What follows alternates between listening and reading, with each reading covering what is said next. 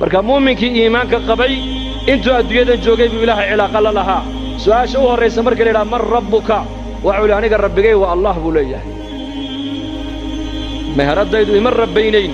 allah baa i rabbaynayey dukaanku ima rabbaynayn ilaahay baa i rabbaynayey beertu ima rabbaynayn ilaahay baa i rabbaynayey dawladdu ima rabbaynayn ilaahay baa i rabbaynayey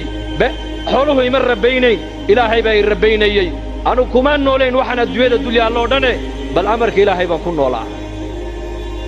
laakiin su'aasha dadka maanta haddii makarafoon la qaato la yidhaha war maxaad ku nooshahay nin walba halka ay asbaabtu ay ka soo gasho dakhligiisu halkuu ka soo galo buu markaaba kuu sheegi mid muxuu ku odhan wallaahi meherad yaroo halkan ku taallaan ku noolahay mid wuxuu ku odhan ciyaalkii baa dibadda u baxay oo kuwaasaa ku noolahay haddayna baxeen maba noolaaneen